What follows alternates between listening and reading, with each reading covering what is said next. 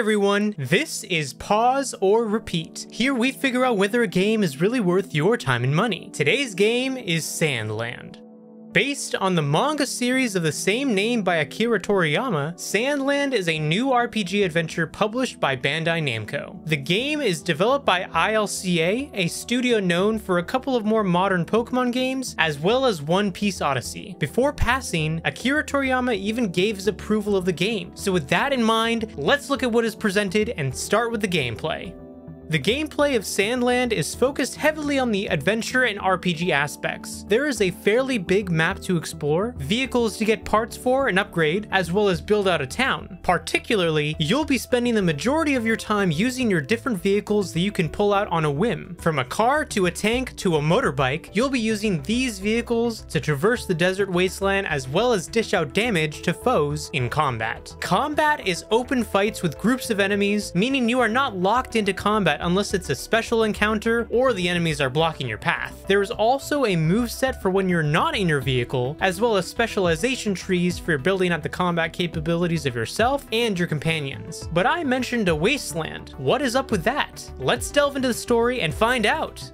In this world, humans and demons exist, but do not coexist. The world used to have resources plentiful, but after many conflicts, the world was left as a wasteland. Enter your main character, Beelzebub, son of Lucifer and prince of the demons. The demons steal resources like food and water from transports on the regular, and as such, the humans are scared of the demons. One day, a human approaches the demon settlement requesting aid to search for a spring of water, and thus begins Beelzebub's adventure. But now the question still stands. Pause or repeat? Anime adaptations of, video game adaptations of anime is sometimes something that isn't always done that well, unfortunately. It's kind of, the curse of adaptations in a way. Yeah. This game, however, subverts that completely because this game is really, really fun.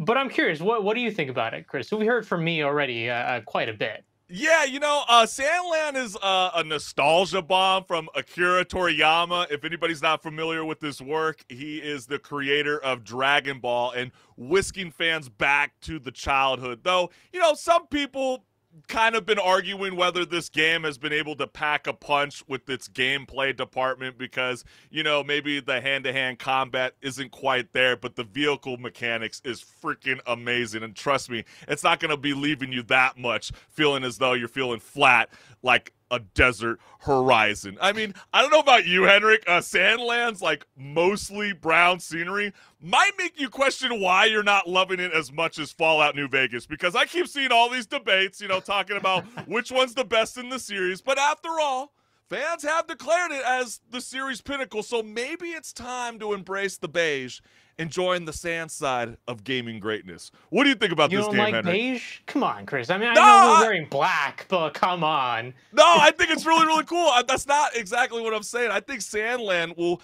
have you actually hooked for about 40 hours if you're a completionist. It's about 25 hours, I would say, right? When it comes to like the storyline. But, it's one of those things where you'll spend half of that time just cruising around in the vehicles. I think that's one of the coolest parts because when you get to that moment in the beginning of the game where you finally acquire a vehicle, isn't that something special? It just makes you like love the game that much more. And the open world, as I've been joking, is quite brown. And yes, they did add an addition of forest land.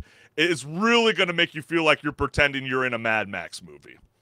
Yeah, and I do think that they did a very, very good job with the vehicle combat. Like you mentioned, unfortunately, the hand-to-hand combat's not entirely there. It's definitely the weakest part of the gameplay. But the vehicle combat is fleshed out really well, and you're going to be spending the majority of your time doing that anyways.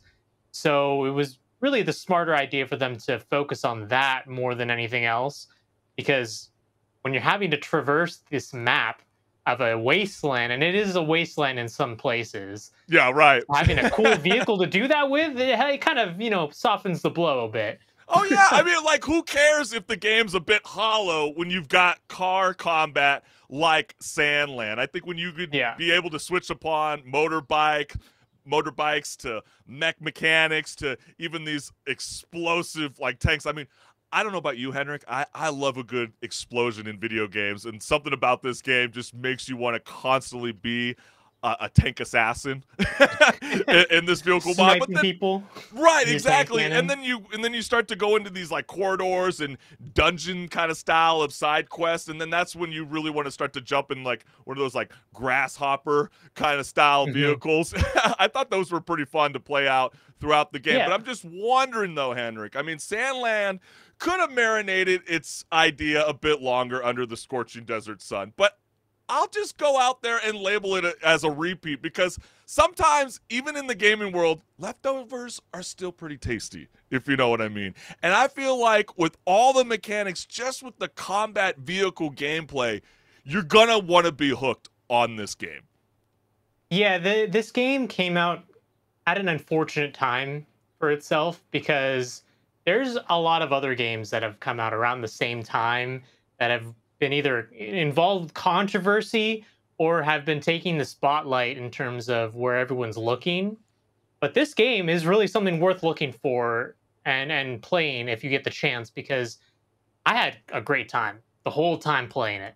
And I think that something that I can really highlight as well is that the story, which is something that in an open world is not always really that great. The story in this is really fun. And that's because it doesn't take itself seriously. It knows its source material being this goofy, silly, lighthearted. But I will say though, Henrik, I mean, I understand it is a manga, and this has already been a story that's already been within its own self, you know, humans and demons. And then obviously like the main narrative in this story is like lack of water, hint on hint, why they have that expansion of the forest land. But it's like we just saw it with Fallout, right? Radiated water. You know, we know that there's a new Dune RPG that's going to be coming out. What's the theme again? Oh wait, lack of water. Desert water. Right. So it's like, I'm just wondering, like, to me, I would argue that this was a perfect time for this to drop, because if it kept delaying any further, you know, the release of this game, don't you think that we'd all be sick and tired of getting baked in the sun with these kind of style of games?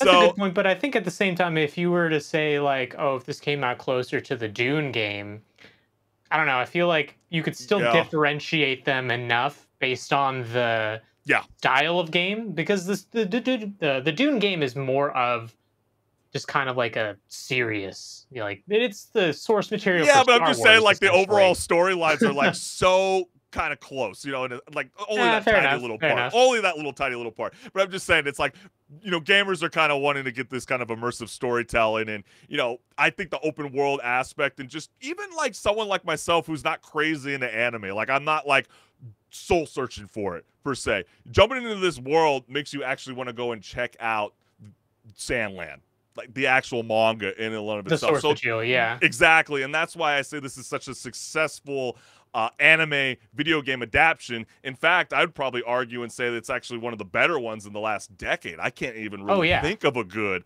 manga or anime-based video game that's actually excelled to the level that I'm seeing with this game. And yeah, if you're like a big RPG fan and maybe you were a little upset with Starfield and you kind of wanted that itch for a new open world game and you don't really want to fall back into Fallout 4, this game is a great way to just jump in. What are you waiting for?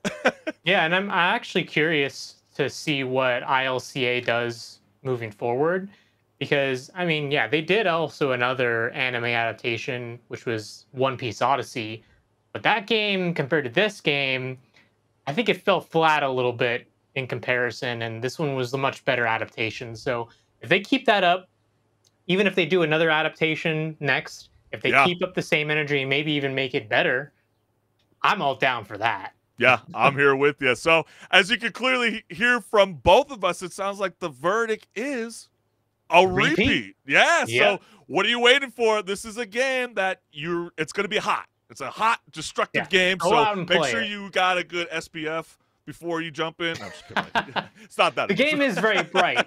Keep that in mind as well. Keep that in mind.